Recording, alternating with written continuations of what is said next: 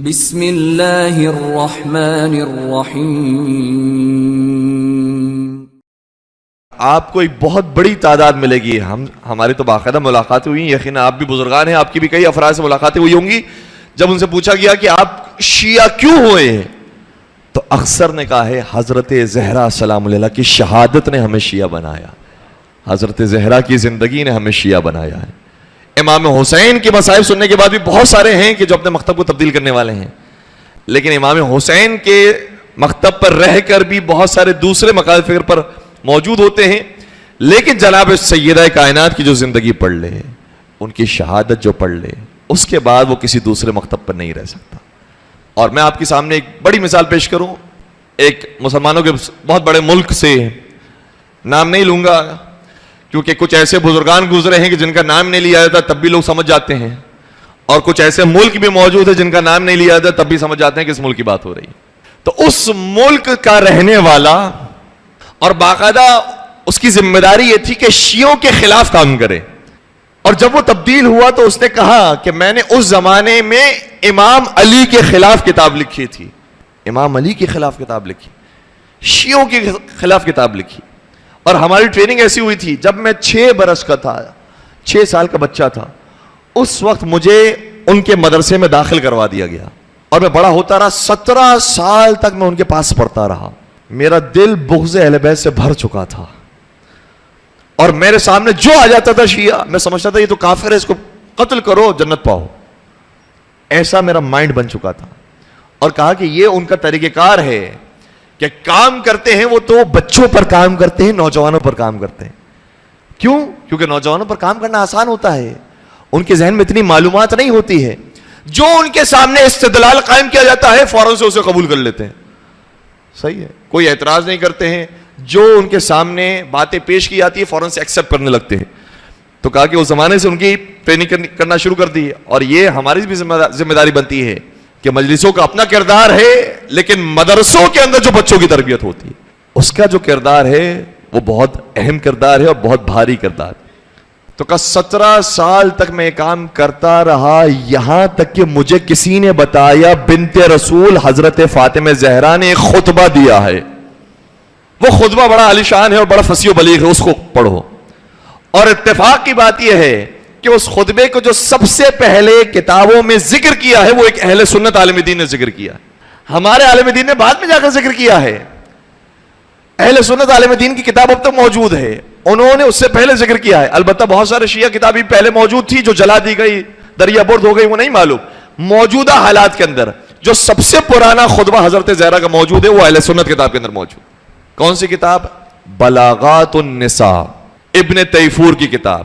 اور اس کے غیر شیعہ ہونے پر دلیل یہ ہے کہ جناب سیدہ کے خطبے کے بعد اس نے کسی بی بی کا خطبہ بھی لکھا ہے، جس سے پتہ چلتا ہے کہ یہ غیر شیعہ تھا، ٹھیک ہے۔ کہ اس خطبے کو جب میں نے پڑھا، میں نے کہا جناب سیدہ بار بار اپنی میراث کی بات کرتی ہیں، مجھے میراث سے محروم کیا گیا، مجھے میراث نہیں دی گئی، مجھے بابا کی میراث سے محروم کر دیا گیا۔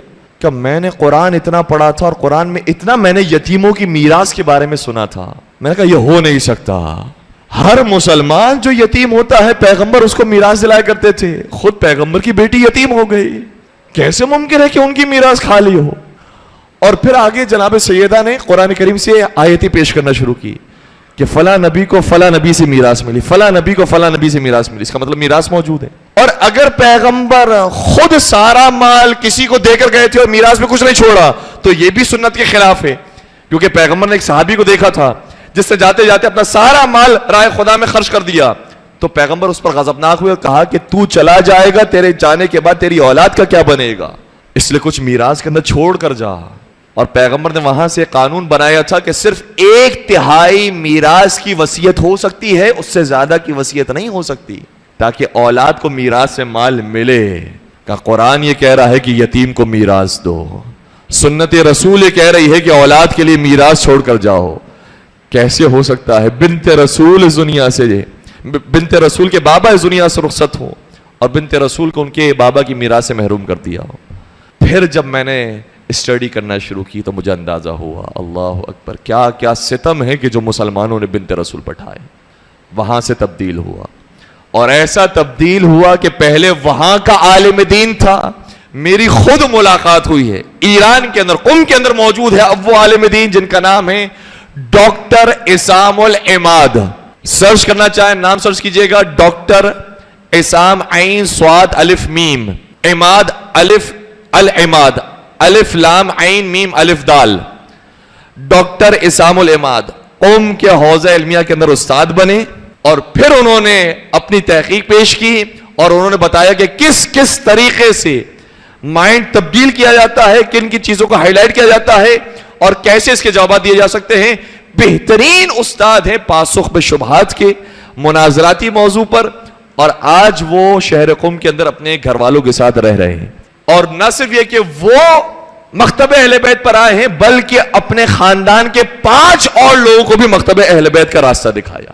اور ایک اور ہمارے استاد تھے اور انہوں نے کہا کہ آپ کو معلوم ہے اس ملک سے جہاں سے وہ چھوڑ کر آئے تھے اس ملک نے ڈاکٹر عصام العماد کے سر کی قیمت رکھی ہے. اور سر کی قیمت کتنی رکھی؟ $1 ملین. وہ ہم سے مذاق میں کہتے تھے کہ جس کا شہریہ کم ہونا تو وہ یہ کام بھی کر سکتا ہے. $1 ملین کا انعام موجود ہے. تو اتنے بڑے عالم دین اور بھرپور طریقے سے کام کر رہے ہیں. بہت ساری انہوں نے کتابیں لکھی ہیں اور کیسے وہ مکتب اہل بیت کی طرف آئے ہیں پورے اپنی داستان کو بیان کیا ہے. اس کے اندر سب سے اہم کردار حضرت فاطمہ زہرا سلام اللہ علیہا کے مظلومیت اور ان کی شہادت کا تھا. ایک درود پڑھ دیجئے محمد و آلہ